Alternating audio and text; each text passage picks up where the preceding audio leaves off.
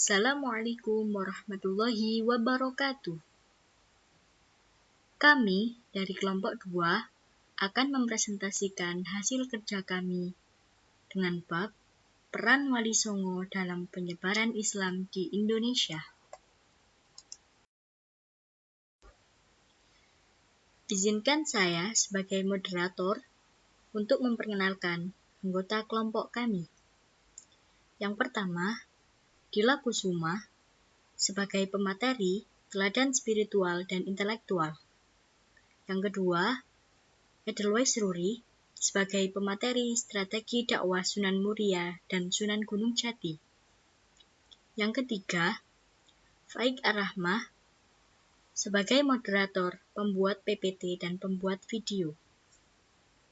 Yang keempat, Fitra Alfu sebagai pemateri biografi Maulana Malik Ibrahim dan Sunan Ampel. Yang kelima, Hilmi Ahsani sebagai pemateri hikmah yang bisa diambil dari bab ini. Yang keenam, Ines Ilona sebagai pemateri biografi Sunan Giri dan Sunan Derajat. Yang ketujuh, Jihan Asyifah sebagai pemateri strategi dakwah Sunan Ampel dan Sunan Bonang. Yang kedelapan, Kiera Adriana sebagai pemateri biografi Sunan Gunung Jati dan strategi dakwah Sunan Giri. Yang kesembilan, Lulu Ulfa sebagai pemateri strategi dakwah Sunan Derajat dan Sunan Kudus. Yang kesepuluh, Muhammad Alvin Athaillah sebagai pemateri biografi Sunan Bonang dan Sunan Kalijaga. 11. Muhammad Bagus Pratomo sebagai pemateri strategi dakwah Sunan Kalijaga dan Sunan Giri. Yang ke-12, Muhammad Baihaqi Al-Banna sebagai pemateri peran Wali Songo terhadap peradaban Indonesia. Dan yang terakhir, Muhammad Hanif Amril sebagai pemateri biografi Sunan Kudus dan Sunan Muria. Dalam bab ini, yaitu peran Wali Songo dalam penyebaran Islam di Indonesia, kami bagi menjadi 5 pokok bahasan. Yang pertama, biografi singkat Wali Songo. Yang kedua, strategi dakwah Wali Songo. Yang ketiga, peran Wali Songo terhadap peradaban di Indonesia. Yang keempat, teladan spiritual dan intelektual Wali Songo. Dan yang terakhir, hikmah yang dapat diambil setelah mempelajari dari bab ini. Untuk selanjutnya, silakan perhatikan dan pahami materi yang akan disampaikan oleh pemateri. Biografi singkat Wali Songo. Sunan Gresik. Maulana Malik Ibrahim adalah tokoh pertama yang memperkenalkan Islam di Jawa. Maulana Malik Ibrahim atau Maktum Ibrahim Asmorokondi lahir di Samarkand, Asia Tengah. Syekh Maulana Malik Ibrahim adalah seorang ahli tata negara yang menjadi penasehat raja, guru para pangeran, dan juga dermawan terhadap fakir miskin. Syekh Maulana Malik Ibrahim atau Sunan Gresik bermukim di Gresik untuk menyiarkan ajaran Islam hingga akhir hayatnya pada tanggal 12 Rabiul Awal 822 Hijriah. Bertepatan dengan 8 April 1419 Masehi dan dimakamkan di Desa Gapuro, Kota Gresik. Makamnya banyak diziarahi masyarakat hingga sekarang. Sunan Gresik dianggap sebagai penyiar Islam pertama di tanah Jawa, sehingga dianggap sebagai ayah dari Wali Songo. Sunan Ampel. Sunan Ampel atau dengan nama asli Raden Rahmat adalah salah seorang wali di antara Wali Songo yang menyebarkan ajaran Islam di Pulau Jawa. Beliau lahir 1401 di Campa. Raden Rahmat adalah putra cucu Raja Campa. Ayahnya bernama Ibrahim Asmorokondi yang menikah dengan putri Raja Campa yang bernama Dewi Chandra Wulan. Raden Rahmat ke tanah Jawa langsung ke Majapahit karena bibinya Dewi Dwarawati diperistri Raja Brawijaya. Raden Rahmat berhenti di Tuban dan di tempat itu beliau berkenalan dengan dua tokoh masyarakat, yaitu Ki Wiryo Sarojo dan Ki Bangkuning, yang kemudian masuk Islam keduanya beserta keluarganya. Dengan masuk Islamnya Ki Wiryo Sarojo dan Ki Bangkuning, usaha Sunan Ampel semakin mudah dalam mendekati masyarakat dan melakukan dakwah Islam, sedikit demi sedikit mengajarkan ketauhidan dan ibadah. Sunan Ampel wafat pada tahun 1406 Masehi. Beliau dimakamkan di komplek Masjid Ampel, Surabaya. Sampai sekarang, makam beliau banyak dikunjungi peziarah dari berbagai daerah di seluruh pelosok Indonesia. Sunan Bonang lahir pada tahun 1465 dengan nama Raden Maulana Maktum Ibrahim. Dia putra dari Sunan Ampel dan Nyai Ageng Manila. Nama Sunan Bonang diduga berasal dari marga ayahnya sendiri. Dalam hal pendidikan, beliau belajar pada ayahnya Sunan Ampel dan Syekh Maulana Ishaq. Sunan Bonang dikenal sebagai seorang penyebar Islam yang menguasai ilmu fikih, usuluddin, tasawuf, seni, sastra, arsitektur, dan ilmu silat. Sunan Bonang wafat pada tahun 1525 Masehi, dimakamkan di dua tempat, yakni Kota Tuban dan Kota Madura. Akan tetapi, makam yang aslinya berada di Kota Tuban.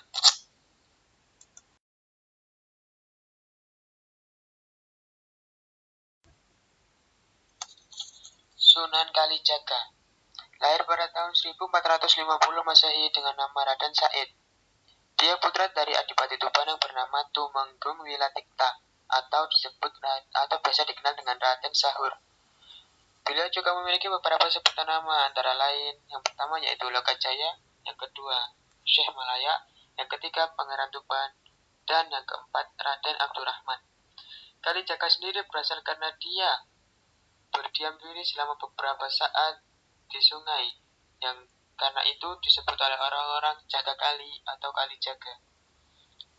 Beliau menikah dengan Dewi Suro binti Muhammad Tibe. Beliau menikah dengan Dewi Suro binti Maulana Ishaq. Beliau dikaruniai tiga orang anak. Yang pertama Raden Umar Said atau dikenal dengan Sunan Muria, Dewi Rahayu, dan Dewi Sofia. Sunan Kalijaga wafat pada tahun 1513 Masehi, dimakamkan di Kadilangu, Demak.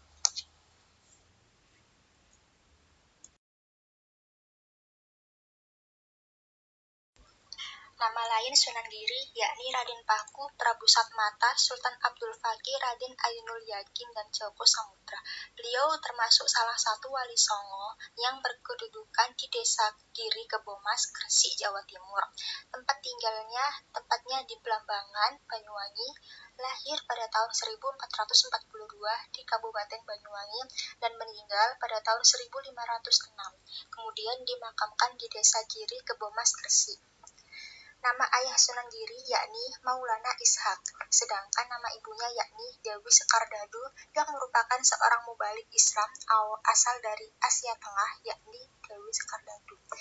Dewi Sekardadu ini merupakan putri Pak Prabu Menak Sembuyu yang termasuk seorang penguasa yang ada di wilayah Blambangan, khususnya pada masa-masa akhir Majapahit. Menurut silsilah keturunan, Sunan Giri juga adalah keturunan dari Rasulullah Shallallahu Alaihi Wasallam. Hal ini dibuktikan melalui jalur keturunan Husain bin Ali, Ali Zainal Abidin, Muhammad Al-Baqir, Ja'far As-Shadiq, Ali Al-Uraidi, Muhammad Al-Naqib, Isa Ar-Rumi, Ahmad Al-Muhajir, Ubaidullah, Alwi Awal, Muhammad Sahibus sampai pada Maulana Ishaq dan Ainul Yakin atau lebih dikenal dengan Sunan Giri.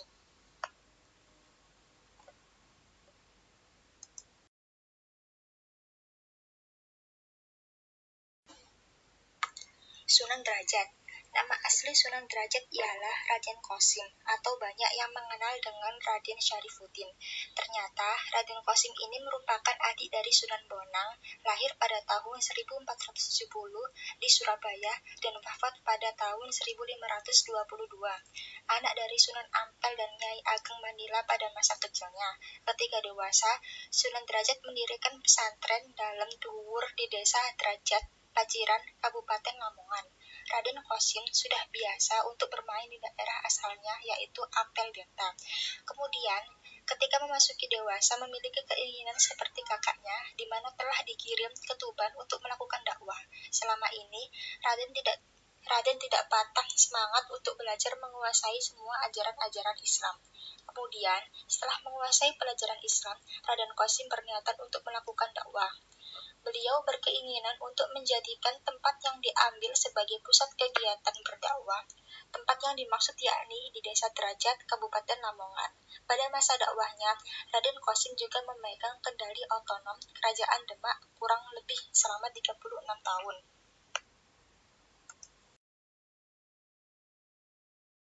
Sunan Kudus atau Raden Ja'far Shadiq.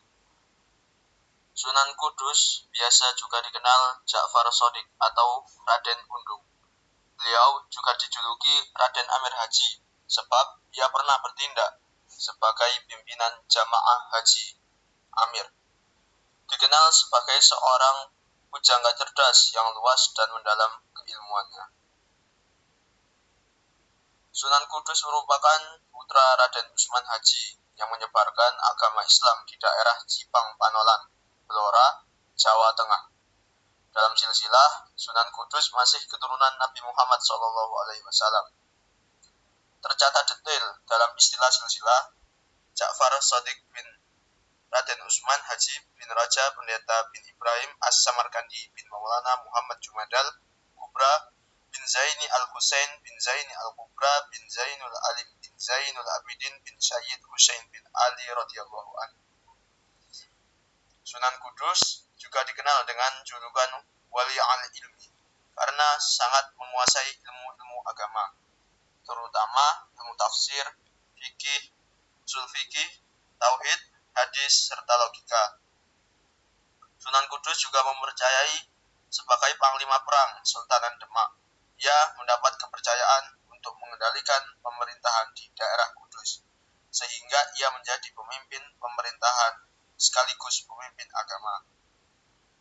Sunan Kudus meninggal di Kudus pada tahun 1550 Masehi. Makamnya berada di dalam kompleks Masjid Menara Kudus. Untuk mungkin yang bertanya, Waliul Ilmi itu berasal dari bahasa Arab yang artinya orang yang sangat paham dengan ilmu agama. Gelar ini disandang oleh Sunan Kudus karena ia adalah wali yang paling menonjol dibandingkan wali yang lain di Jawa. Hal ini disebabkan oleh pengetahuan ilmu agama Sunan Kudus yang sangat mendalam. Sunan Kudus juga melaksanakan dakwah dengan pendekatan kultural. Ia menciptakan berbagai cerita agama termasuk gending yang terkenal, yaitu Mas Kumambang dan Mijil. Sunan Kudus juga membangun Masjid Menara Kudus yang merupakan gabungan kebudayaan Islam dan Hindu. Sunan Muria. Sunan Muria adalah putra Sunan Kalijaga dengan Dewi Saroh. Nama aslinya adalah Raden Umar Said. Semasa kecil, ia biasa dipanggil Raden Prawoto. Dikenal sebagai Sunan Muria karena pusat dakwah dan bermukim beliau di Bukit Muria. Dalam dakwah, beliau seperti ayahnya, ibarat mengambil ikan, tidak sampai keruh airnya. Dalam sejarah tidak diketahui secara persis tahun meninggalnya. Dan menurut perkiraan, Sunan Muria meninggal pada abad ke-16 dan dimakamkan di Bukit Muria, Kudus. Ciri khas Sunan Muria dalam upaya menyiarkan agama Islam adalah menjadikan desa-desa terpencil sebagai pusat dakwahnya. Ia lebih suka menyendiri dan bertempat tinggal di desa dan bergaul dengan rakyat biasa. Cara yang ditempuhnya dalam menyiarkan agama Islam adalah dengan mengadakan pembelajaran Islam bagi kaum pedagang, nelayan, dan rakyat biasa. Salah satu dakwahnya lewat seni adalah lagu Sinom dan Kinanti. Nama aslinya adalah Syekh Syarif Hidayatullah yang dilahirkan pada tahun 1448 Masehi. Ayahanda Syekh Syarif Hidayatullah bernama Syarif Abdullah, seorang dari Mesir keturunan ke-17 Rasulullah SAW. Kemudian ibunda Sunan Gunung Jati bernama Nyai Rara Santang. Kemudian setelah Nyai Rara Santang masuk Islam, namanya berganti menjadi Syarifah Mudai. Syekh Syarif Hidayatullah berkelana untuk belajar agama Islam, kemudian sampai di Cirebon pada tahun 1470 Masehi. Syekh Maulana Jati pada tahun 1526 Masehi menyebarkan Islam sampai Banten dan menjadikannya daerah kerajaan Cirebon. Pada tahun 1533 Masehi, Banten menjadi Kesultanan Banten dengan sultannya adalah putra dari Syekh Maulana Jati yaitu Sultan Hasanuddin. Syekh Maulana Jati melakukan tugas dakwah menyebarkan agama Islam ke berbagai lapisan masyarakat dengan dukungan personel dan dukungan aspek organisasi kelompok Forum Wali Songo. Yang terakhir, Syekh Maulana Jati berpulang ke rahmatullah pada 26 Raya Agung tahun 891 Hijriah atau bertepatan dengan tahun 1568 Masehi.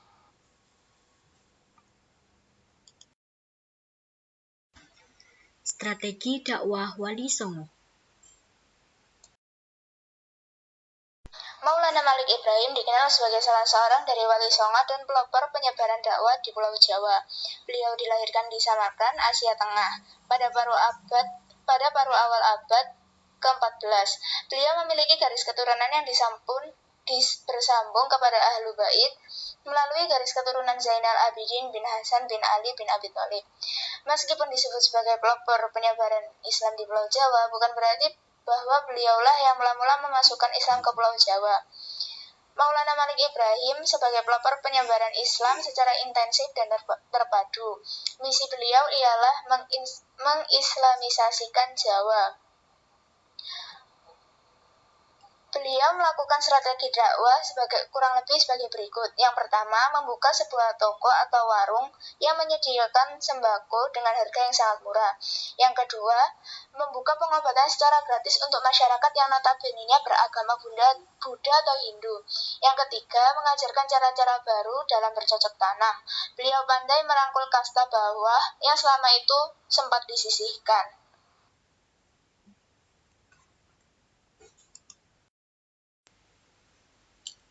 Dalam tahap awal misi dakwahnya, Sunan Ampel membangun pesantren di Ampel Denta.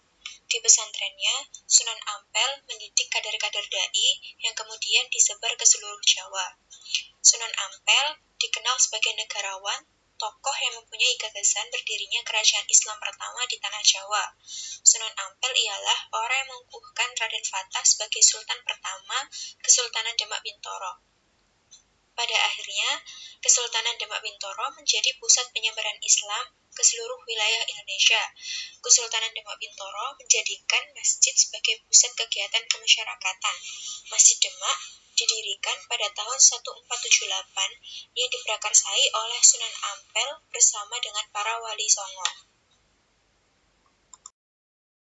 Sunan Bonang sangat memperhatikan tradisi dan budaya masyarakat yang sedang berkembang. Saat itu, masyarakat Jawa memiliki kegemaran terhadap seni perwayangan. Para wali berusaha keras untuk mewarnai dan mengubah ajaran masyarakat pada saat itu dengan menciptakan tembang atau syair yang berisi ajaran tauhid dan peribadatan. Setiap bait selalu diselingi dengan syahadatain atau 2 kalimat syahadat, sehingga kita sekarang mengenal gamelan sekaten. Salah satu tembang ciptaan Sunan Bonang adalah tembang di rumah. Karya yang berupa catatan-catatan pengajaran Sunan Bonang dikenal dengan suluk Sunan Bonang atau primbon Sunan Bonang. Suluk atau primbon hasil karya Sunan Bonang berbentuk prosa dalam gaya Jawa, namun penggunaan kalimat-kalimatnya banyak sekali dipengaruhi bahasa Arab. Di antara karya lainnya adalah Sekar Damar Wulan, Primbon Bonang 1 dan 2, dan Seraturagul. Sunan Kalijaga atau Raden Masyahid. Dalam menyebarkan dakwahnya, Sunan Kalijaga tidak menetap di suatu daerah. Beliau senantiasa berkeliling dari satu daerah ke daerah lain, sehingga wilayah dakwah Sunan Kalijaga sangatlah luas. Raden Masyahid atau Sunan Kalijaga dianggap mampu menerapkan sistem dakwah yang cerdas dan aktual. Buktinya, banyak orang dari golongan bangsawan dan cendekiawan memberikan hormat dan simpati terhadapnya, karena dakwahnya mudah diterima oleh semua kalangan masyarakat mulai rakyat bawah hingga kalangan atas, bahkan para penguasa. Sunan Kalijaga sebagai orang yang paling berjasa juga menggunakan pendekatan kultural dalam berdakwah, termasuk diantaranya wayang dan gamelan sebagai media dakwah. Sunan Kalijaga juga mengarang berbagai cerita wayang yang islami, khususnya yang bertemakan akhlak atau budi pekerti. Hobi masyarakat Jawa terhadap wayang dapat dimanfaatkan oleh Sunan Kalijaga sebagai media menyebarkan dakwah Islam. Sunan Kalijaga juga terkenal sebagai seorang seniman, ahli dalam seni, suara, seni ukir, kesastraan, seni busana, dan seni pahat. Salah satu hasil karya Sunan Kalijaga adalah dalam seni batik. Sunan Giri. Dalam dakwahnya, Sunan Giri manfaatkan wadah pendidikan sebagai media dakwahnya. Sunan Giri dikenal berkat kesungguhannya mengembangkan sistem pendidikan berbasis pesantren pada masanya. Dalam berdakwah, materi yang disampaikan Sunan Giri adalah tentang akidah dan ibadah, dan dengan pendekatan fikih yang disampaikannya secara lugas. Diketahui bahwa santri yang dididiknya tidak hanya dari Jawa saja, tapi juga berasal dari beberapa daerah Nusantara lainnya seperti Kalimantan, Makassar, Lombok, Sumbawa, Flores, Ternate, dan Tidore. Adapun pesantrennya saat ini dikenal dengan nama Pesantren Luhur Malang. Sunan Giri terkenal sebagai seorang pendidik yang mampu menerapkan metode permainan yang bersifat agamis. Karya-karyanya berupa permainan atau tembang anak-anak, diantaranya Gula Ganti, Jamuran, Jelungan, Jer, dan yang paling terkenal adalah Jublek-Jublek Suwung. Sunan Derajat memperkenalkan Islam melalui konsep dakwah bil hikmah dengan cara-cara bijak tanpa memaksa dalam menyampaikan ajarannya. Sunan Derajat menempuh 7 cara, yaitu yang pertama, mendirikan surau. Karena akhlak dan ilmunya yang begitu luas, hal ini membuat penduduk setempat jatuh hati pada Sunan Derajat. Kemudian hal ini dimanfaatkan dengan baik oleh Sunan Derajat untuk mengembangkan dakwahnya. Kedua, mendirikan pesantren. Sunan Derajat sendiri mendirikan pesantren sebagai upaya penyebaran Islam di Desa Derajat Paciran, Kabupaten Lamongan, Jawa Timur. Ketiga, dengan ridho dan uzlah. Hal ini dilakukan ketika cara dakwah dengan lisan itu belum membuahkan hasil atau hasilnya namun kurang maksimal. Keempat, dengan kedermawanan. Semangat kerja dan empati Sunan Derajat dikenal sebagai penyebar Islam yang berjiwa sosial tinggi. Kelima, dengan mengajarkan keterampilan. Keenam, dengan menggunakan bahasa sederhana dan mudah dipahami. Ketujuh, dengan budaya kesenian dengan ajaran yang sederhana dan dapat dijalani masyarakat. Maka semakin lama pengikut Sunan Derajat akan semakin banyak. Strategi dakwah Sunan Kudus. Sunan Kudus dalam melaksanakan dakwah menggunakan pendekatan budaya. Beliau juga memainkan peran sebagai sosok pujangga yang menciptakan berbagai lagu dan cerita keagamaan. Karyanya yang paling terkenal adalah Gending, Mas Kumandang, dan Injil. Sunan Kudus merupakan sosok yang sangat menghargai kearifan lokal. Beliau melarang menyembelih lambu bagi masyarakat Muslim di Kudus. Larangan ini adalah bentuk toleransi terhadap adat istiadat serta watak masyarakat setempat yang sebelumnya masih kuat dengan agama Hindunya. Dalam keyakinan Hindu, lembu termasuk sosok binatang yang terkeramat dan suci.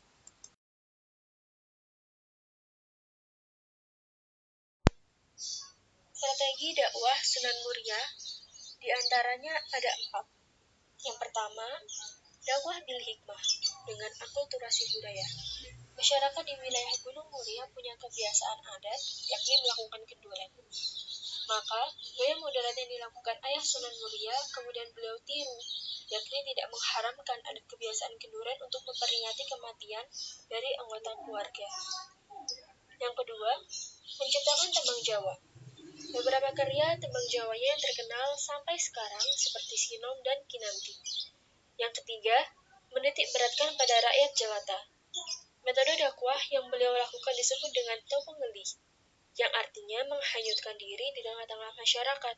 Dengan demikian, maka Sunan Muria pun lebih mudah untuk mengajak masyarakat sekitar untuk memeluk agama Islam. Yang keempat, mempertahankan kesenian gamelan dan wayang. Budaya yang sudah ada tersebut tidak beliau rubah, melainkan dimasuki oleh ajaran-ajaran Islam ke dalamnya. Ada beberapa karakter dari lakon di dalam pewayangan yang beliau rubah, yakni dengan membawakan pesan-pesan Islam. Misalnya, seperti kisah Petruk jadi ratu, Mustakewani, kisah Dewa Ruci, Jimat Kalimasada, Semar Ambarang, Jantur, dan lain-lain. Strategi dakwah Sunan Gunung Jati, yaitu strategi dakwah yang dijalankan oleh beliau adalah dengan memperkuat kedudukan politis, sekaligus memperluas hubungan dengan tokoh-tokoh berpengaruh di Cirebon, Banten, dan Demak. Selain itu, berbagai upaya penaklukan juga dilakukan terhadap wilayah-wilayah yang melakukan perlawanan dan memusuhi dakwah Islam. Ia juga mendekati rakyat dengan membangun infrastruktur berupa jalan-jalan yang menghubungkan antar wilayah. Kemudian, dalam bidang pendidikan, guru memiliki otoritas penuh sebagai seorang pengajar. Akses penggunaan naskah-naskah sebagai sarana bahan ajar menjadi lebih mudah. Dengan keberhasilan pemerintahan yang dilakukan oleh Sunan Gunung Jati, menyebabkan banyak di antara masyarakat tersebut yang pada akhirnya memeluk agama Islam. Peran Wali Songo terhadap peradaban di Indonesia. Peran Wali Songo terhadap peradaban di Indonesia. 1. Sebagai pelopor penyebar luasan agama Islam kepada masyarakat yang belum banyak mengenal ajaran Islam di daerahnya masing-masing. Sebagai para pejuang yang gigih dan dalam membela dan mengembangkan agama Islam di masa hidupnya.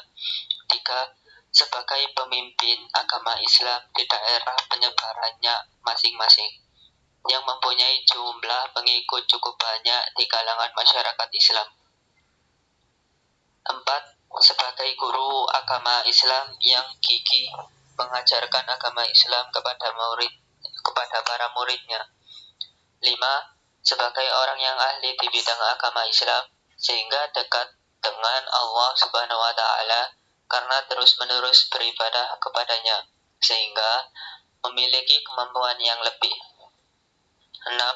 Sebagai tokoh masyarakat Islam yang disegani pada masa hidupnya, berkat kepeloporan dan perjuangan Wali 9 itulah, maka agama Islam menyebar ke seluruh daerah di Nusantara.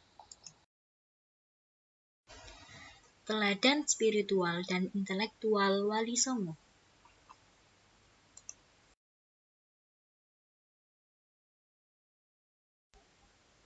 Teladan spiritual dan intelektual ada 5 poin. Pertama, sebagai generasi muda harus senantiasa mempertebal keimanan dan ketakwaan kepada Allah Subhanahu wa Ta'ala. Jadi, kita sebagai generasi muda harus mempertebal keimanan kita, karena hal itu adalah modal yang paling utama yang harus dimiliki setiap orang. Kedua, tuntutan perkembangan zaman mengharuskan generasi muda untuk memperdalam penguasaan ilmu. Jadi, kita sebagai generasi muda harus memperdalam penguasaan ilmu, baik ilmu agama maupun pengetahuan lainnya, sehingga kita dapat memberikan manfaat baik bagi diri sendiri khususnya atau masyarakat pada umumnya. Ketiga, untuk mendapatkan kemuliaan di hari esok.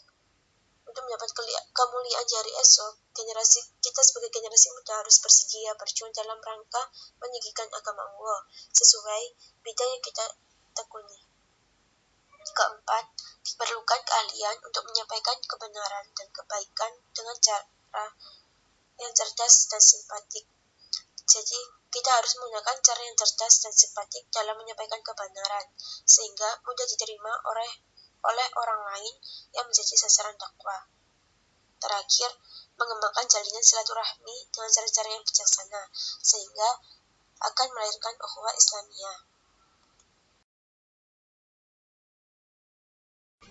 Dari penyebaran agama Islam di tanah Jawa, hikmah yang bisa diambil bahwa dalam melakukan sebuah penyebaran sebuah ajaran atau paham kita harus mengamalkannya dengan sabar, dan setiap dalam perjalanan kita juga dapat belajar untuk memperdalam agama itu sendiri. B. Semangat perjuangan tanpa menyerah. C. Menyebarkan Islam tanpa harus memilih golongan. D. Berani dalam mengatakan mana yang baik dan mana yang buruk. Sekian yang dapat kami sampaikan dari kelompok kami. Mohon maaf apabila banyak kekurangan dan kesalahan, dan kami akan selalu menerima kritik dan saran dari kalian semua.